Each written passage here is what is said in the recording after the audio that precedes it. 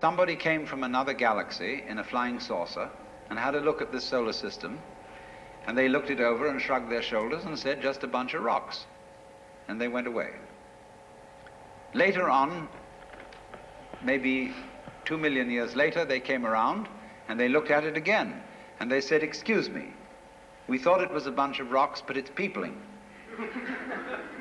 And it's alive. After all, it has done something intelligent.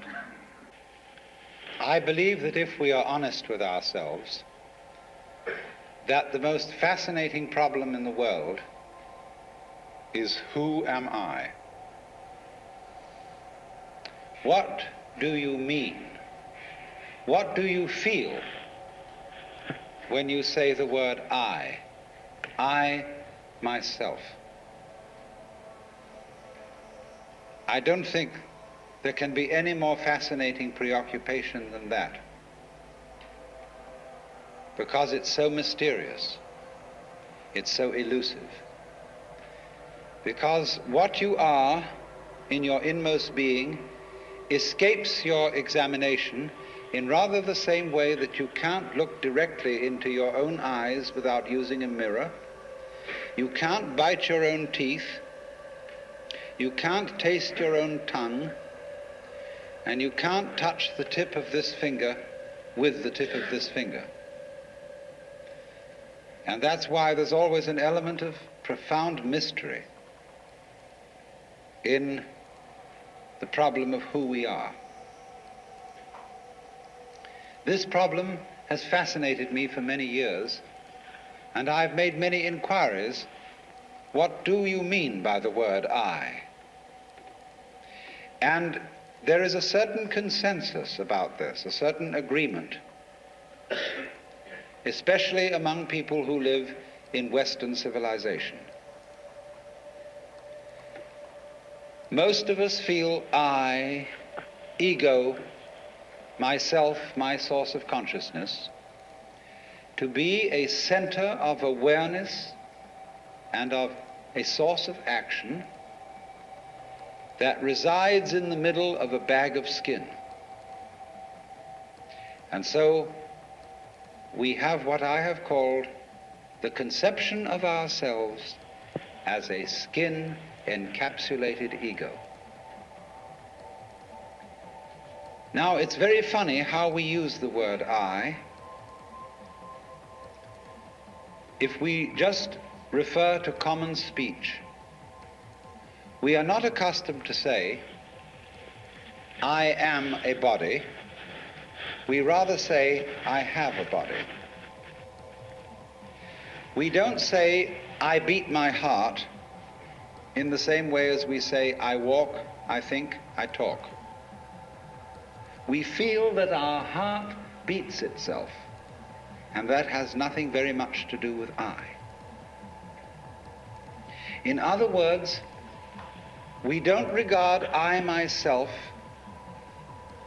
as identical with our whole physical organism. We regard it as something inside it. And most Western people locate their ego inside their heads. You are somewhere between your eyes and between your ears, and the rest of you dangles from that point of reference. It is not so in other cultures. When a Chinese or Japanese person wants to locate the center of himself, he points here, not here. Here to what Japanese call the kokoro, or the Chinese call shin, the heart, mind. Some people also locate themselves in the solar plexus. But by and large, we locate ourselves behind the eyes and somewhere between the ears, as if within the dome of the skull there were some sort of arrangement such as there is at the SAC headquarters in Denver, where there are men in great rooms surrounded with radar screens and all sorts of things, and earphones on, watching all the movements of planes all over the world. So in the same way, we have really the idea of ourselves as a little man inside our heads, who has earphones on which bring messages from the ears, and who has a television set in front of him which brings messages from the eyes, and all sorts of electrode things are all over his body, giving him signals from the hands and so on, and he has a panel in front of him of buttons and dials and things, and so he more or less controls the body. But he isn't the same as the body, because I am in charge of what are called the voluntary actions. And what are called involuntary actions of the body, they happen to me. I am pushed around by them, but to some extent also I can push my body around. This, I have concluded, is the ordinary, average conception of what is oneself. And look at the way children, influenced by our cultural environment, ask questions. Mummy, who would I have been if my father had been someone else? You see, the child gets the idea from our culture that the father and mother gave him a body into which he was popped at some moment. Whether it was conception or whether it was parturition is a little bit vague. But there is, in our whole way of thinking, the idea that we are a soul, a spiritual essence of some kind, imprisoned inside a body, and that we look out upon a world that is foreign to us. In the words of the poet Houseman, I, a stranger and afraid, in a world I never made. And so, therefore, we speak of confronting reality, facing the facts. We speak of coming into this world. And this whole sensation that we are brought up to have of being an island of consciousness locked up in a bag of skin,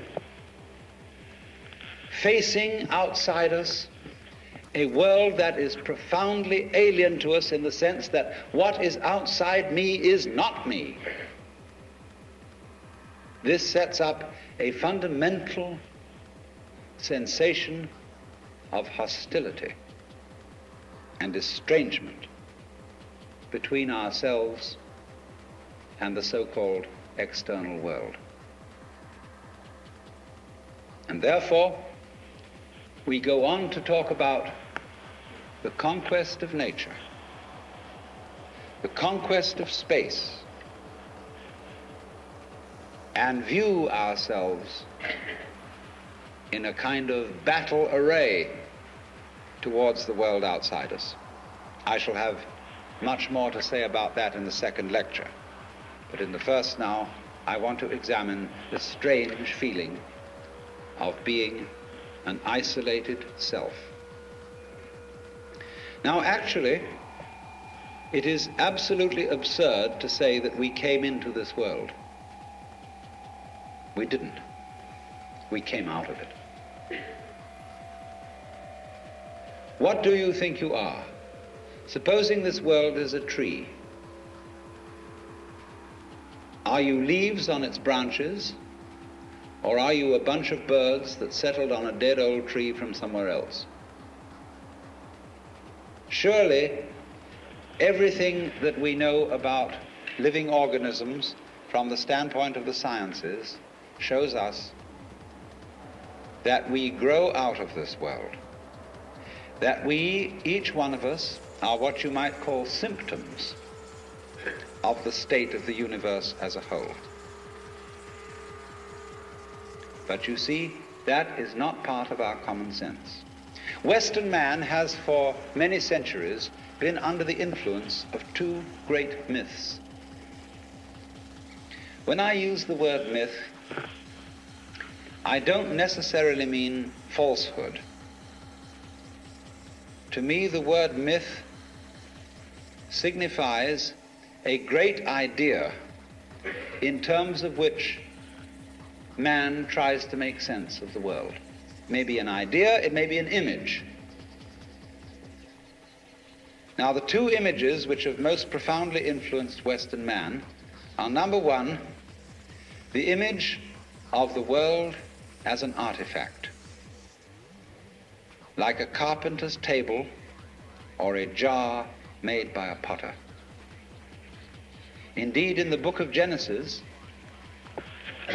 there comes the idea that man was originally a clay figurine made out of the earth by the Lord God, who then breathed into this clay figurine and gave it life.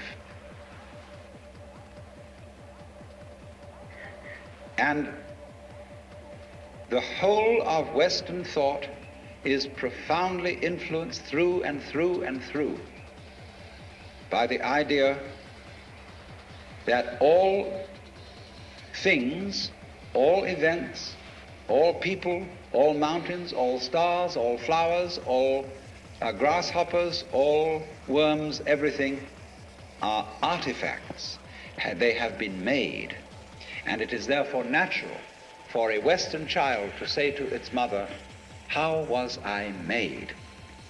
That would be quite an unnatural question for a Chinese child, because the Chinese do not think of nature as something made. They look upon it as something that grows, and the two processes are quite different. When you make something, you put it together, you assemble parts, or you carve an image out of wood or stone, working from the outside to the inside. But when you watch something grow, it works in an entirely different way. It doesn't assemble parts. It expands from within and gradually complicates itself, expanding outwards, like a bud blossoming, like a seed turning into a plant. But behind our whole thought in the West is the idea that the world is an artifact, that it is put together by a celestial architect, carpenter, and artist, who therefore knows how it was done. When I was a little boy, and I asked many questions which my mother couldn't answer, she used to resort in desperation to saying, "My dear, there are some things that we are not meant to know." And I said, "Well, will we ever find out?" And she said, "Yes, when we die and we go to heaven, it will all be made clear." And I used to think that on wet afternoons in heaven, we would all sit around the throne of grace and say to the Lord God, "Now just why did you do it this way? And how did you manage it that?" And he would explain it and make it all very clear. All questions would be answered. Because as we have popularly, in popular theology, understood the Lord God, he is the mastermind who knows everything. And if you ask the Lord God exactly how high is Mount Whitney to the nearest millimeter, he would know exactly like that and would tell you. Any question. The Cosmic Encyclopedia Britannica.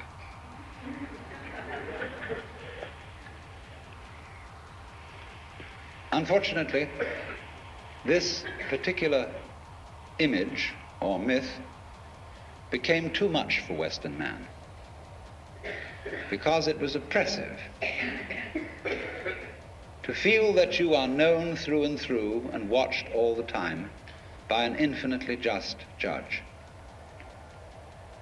I have a friend, a very enlightened woman. She's a Catholic convert, but a very enlightened Catholic. And in her bathroom, she has on the pipe that connects the tank with the toilet seat a little framed picture of an eye. And underneath in Gothic letters is written, "Thou God seest me." Everywhere is this eye watching, and judging you, so that you always feel you're never really by yourself. But the old gentleman is observing you and writing notes in his black book. And this became too much for the West, became oppressive. They had to get rid of it. And so instead, we got another myth, the myth of the purely mechanical universe. This was invented at the end of the 18th century, became increasingly fashionable throughout the course of the 19th century and well into the 20th century, so that it is today's common sense. Very few people today really believe in God in the old sense. They say they do, but they really hope there is a God. They don't really have faith in God. They fervently wish that there was one and feel that they ought to believe that there is. But the idea of the universe being ruled by that marvelous old gentleman is no longer plausible. It isn't that anybody's disproved it, but it just somehow doesn't go with the vast infinitude of galaxies and the immense light-year distances between them and so on. So instead, it has become fashionable, and it is nothing more than a fashion, to believe that the universe is dumb, stupid, that intelligence, values, love, and fine feelings reside only within the bag of the human epidermis, and that outside that, the thing is simply a kind of a chaotic, stupid interaction of blind forces. Courtesy of Dr. Freud, for example, biological life is based on something called libido, which was a very, very loaded word. Blind, ruthless, uncomprehending lust. That's the foundation of the human unconscious. And similarly to thinkers like of the 19th century, like Ernst Haeckel, even Darwin, T.H. Huxley, and so on, there was this notion that at the root of being is an energy. And this energy is blind. This energy is just energy, and it's utterly and totally stupid. And our intelligence is an unfortunate accident.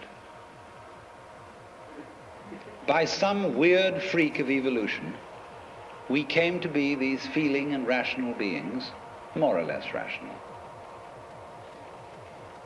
And this is a ghastly mistake, because here we are in a universe that has nothing in common with us, doesn't share our feelings, has no real interest in us. We're just a sort of cosmic fluke. And therefore, the only hope for mankind is to beat this irrational universe into submission and conquer it, master it. Now, all this is perfectly idiotic.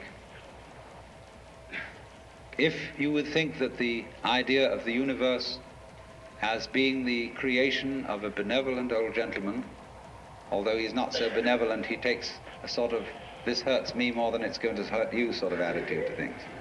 You can have that on the one hand, and if that becomes uncomfortable, you can exchange it for its opposite, the idea that the ultimate reality doesn't have any intelligence at all. At least that gets rid of the old bogey in the sky, in exchange for a picture of the world that is completely stupid. Now, these ideas don't make any sense, especially the last one, because you cannot get an intelligent organism, such as a human being, out of an unintelligent universe. The saying in the New Testament that figs do not grow on thistles nor grapes on thorns applies equally to the world. You do not find an intelligent organism living in an unintelligent environment.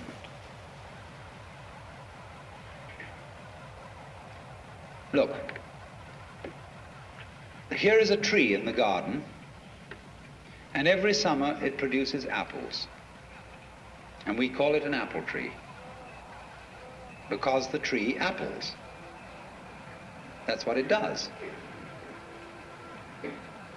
All right. Now here is a solar system inside a galaxy.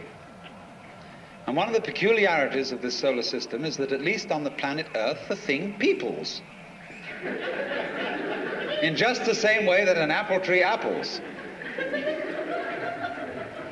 Now maybe 2 million years ago, somebody came from another galaxy in a flying saucer and had a look at this solar system, and they looked it over and shrugged their shoulders and said, just a bunch of rocks. And they went away.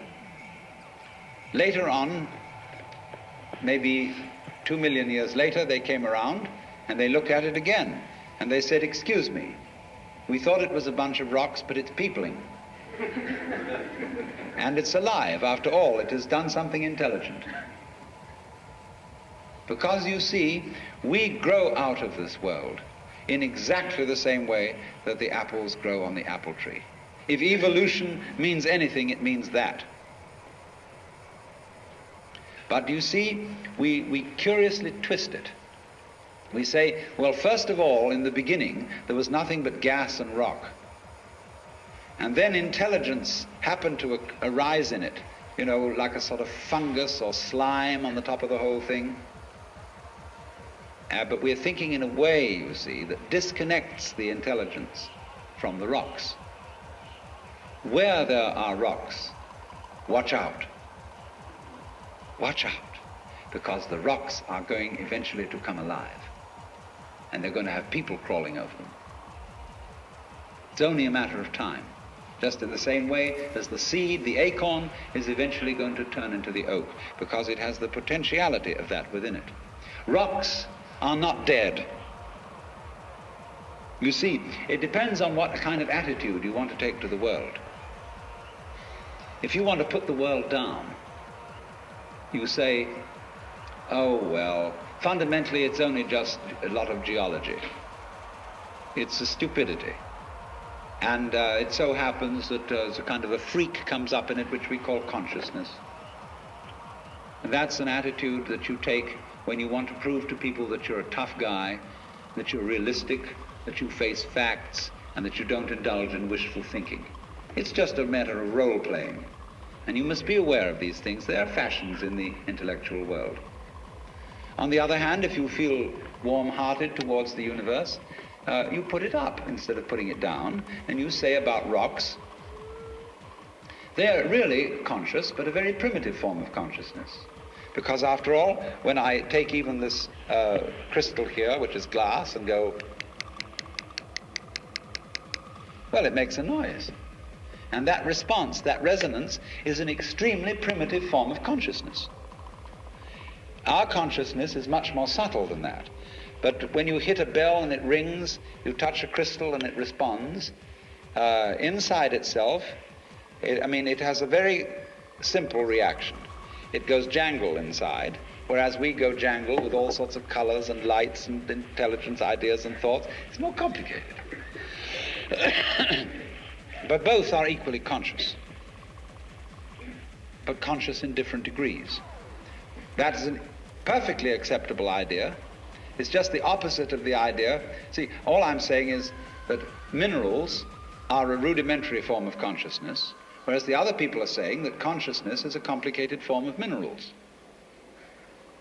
You see? And what they want to do is to say everything is kind of bleh. Whereas what I want to say is, hooray, life is a good show. You are something that the whole world is doing. Just as when the sea has waves on it, all right, the sea, the ocean is waving. And so each one of us is a waving of the whole cosmos, the entire works, all there is. And with each one of us, it's waving and saying, yoo-hoo, here I am. Only it does it differently each time, because variety is the spice of life.